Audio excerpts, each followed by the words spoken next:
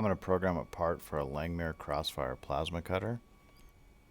I'm going to program the part in Fusion 360, and we're going to use Langmuir Systems Firecontrol to control the plasma cutter.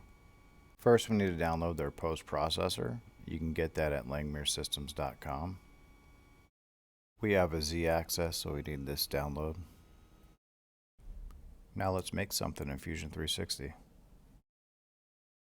Start by making a new sketch. Just do some text, see if that works.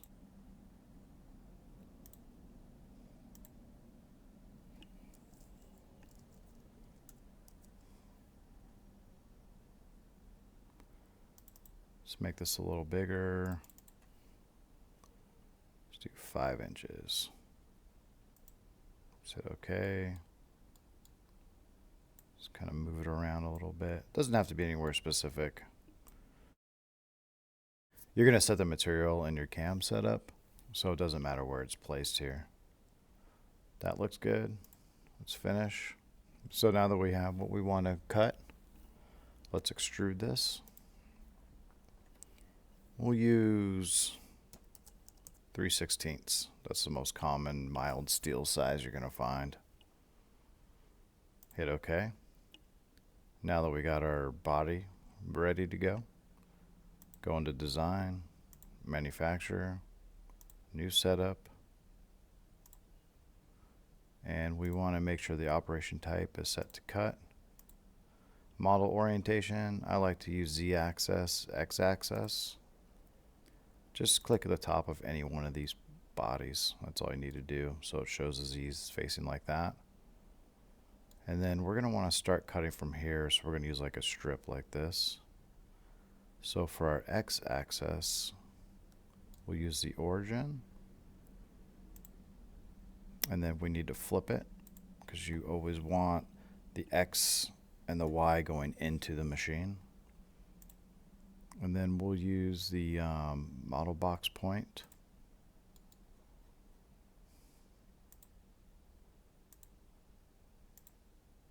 Yeah, model box point. Click the top lower left-hand area for our machine. And then for the stock, we want it to be relative. You can add a little bit of side offset to it. Say 0.25. That'll add a quarter inch around the whole piece. But for the stock top, we want 0. Just the 3/16 piece of mild steel. And that looks like the origin stayed in the right area. We'll just hit OK for now. Oh, I forgot to select the models. Go back in there. So we need to select all the bodies.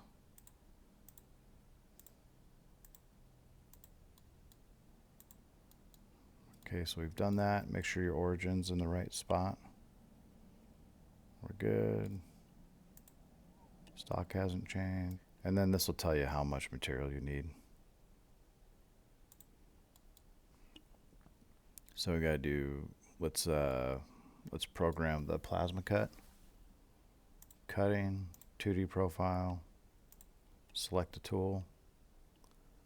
Just click on Fusion Library, and it's gonna have in the tool category like a filter selected for cutting.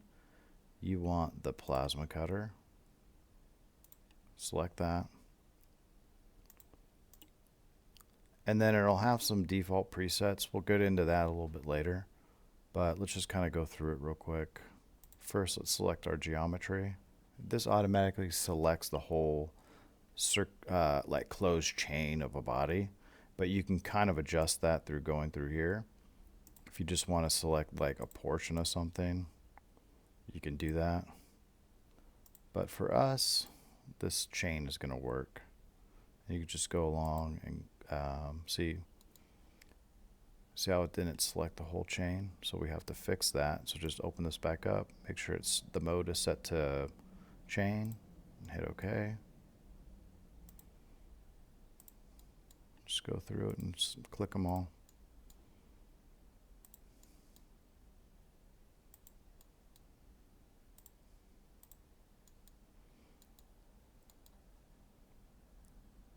And it automatically puts in the direction of where the plasma is going to go. You could change that just by clicking on the arrow. That'll change it the other direction, but we want to keep going this way. Heights tab, you don't really have to worry about too much. The passes, I typically don't mess around with passes on the plasma job. You could maybe click smoothing if you got like some crazy artwork. That's a little bit better for your cutter. But even then, I usually don't even click on smoothing. Radius, the lead ends, I'll change a little bit from time to time. Like pierce height, you usually have to change, or pierce clearance. But for now, let's just hit OK and see what we get. So it looked like it programmed it. Let's simulate.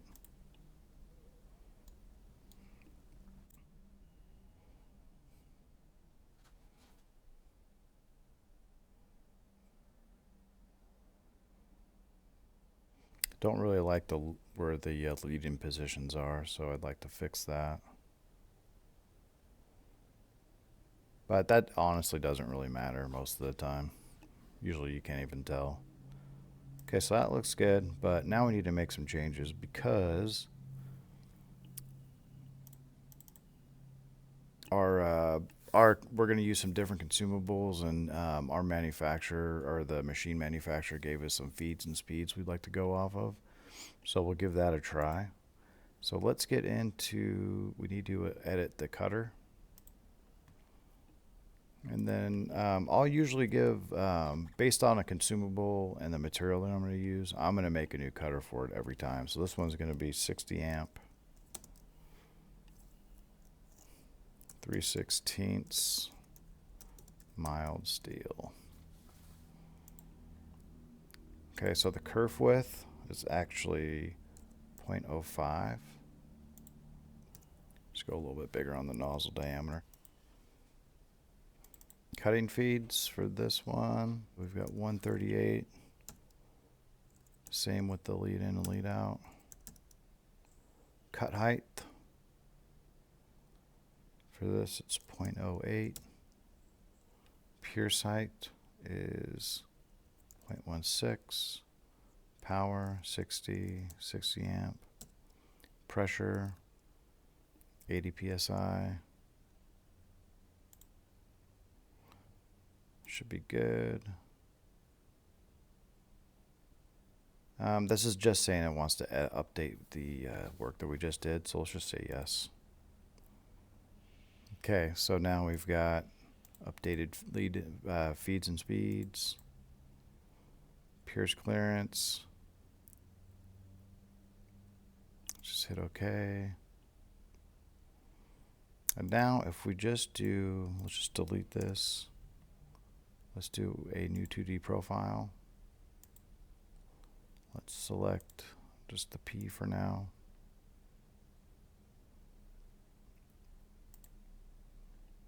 And then let's select the tool we just made. I think I need to edit something. I need to edit the nozzle. 0.05. Okay. I had that wrong. You can see that the cutting feed rate's good. All the settings we just changed are in there. And then let's select the lead-in position. Let's go here. Let's hit OK. Let's see what we get.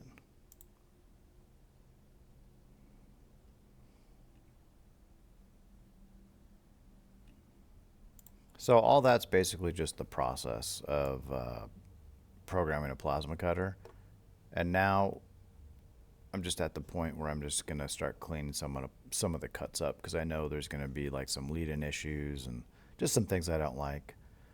So for like this P, the problems with this one, I have to keep like kind of a general lead-in because it's going to do so many different shapes.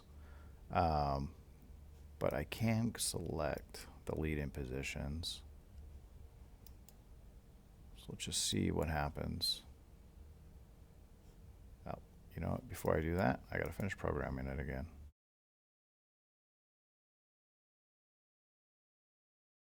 Okay, now that I've selected all my geometry, let's play with some of the lead-in positions. So I want to go from here, here. I always just try to shove it in a corner somewhere. That's how you get the best results.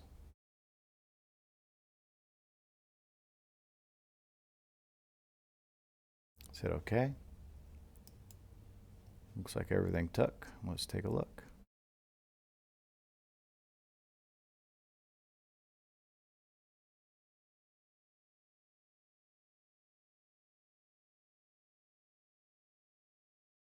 Let's play with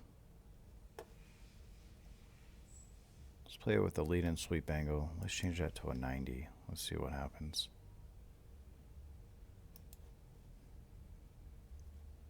So it's good for the outside cuts and bad for the inside cuts. So what I'll do in that particular instance, let's get in there. For the geometry, let's get rid of the inside cuts.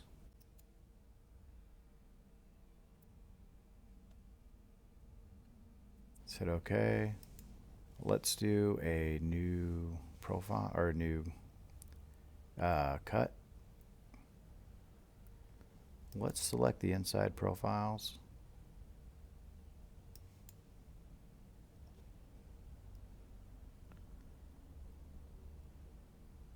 Let's give that a radius. We'll do like 0.1. And let's, that looks good. So a finishing overlap to 0.1.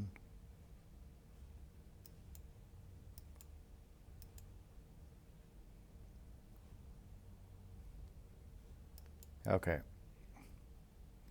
One of our passes were discarded due to linking constraints. A lot of times that's just because of lead-ins. So it was this A over here for some reason. So let's select a lead-in position. Let's just click just out here.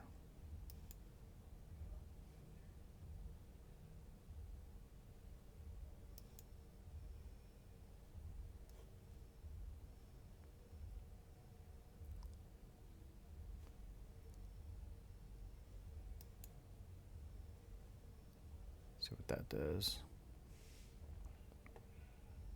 Okay, so I've got the A's down.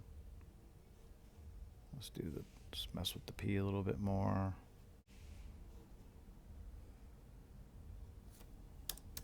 Let's change that back down to 0. Let's get rid of the finishing overlap. That could be causing the problem too.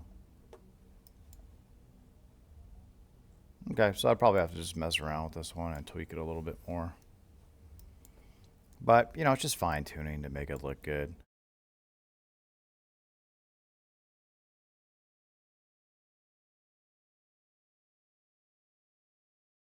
Then the other thing you want to do is you always want to cut your inside before your outside. So just pull that and drag it above. Then let's simulate the whole thing. Okay, that looks good. Okay, so now we have to post this to our machine so it can cut it.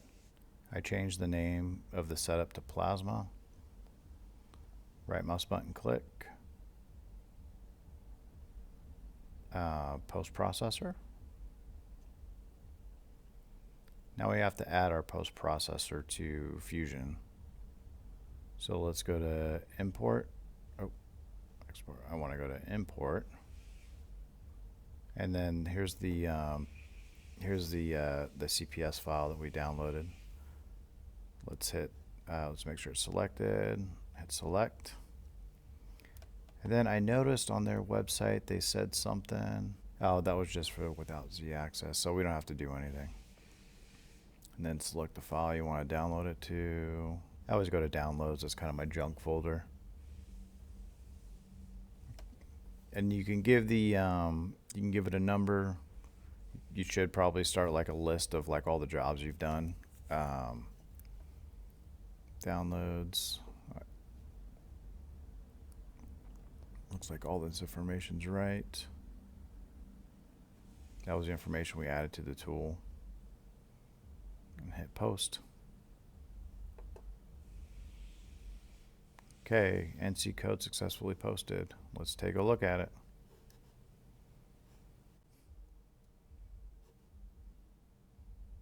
Looks like pretty standard G code. Let's take a look at it in my NC editor. Go to analysis, backplot, standard. And then let's just kind of watch it go.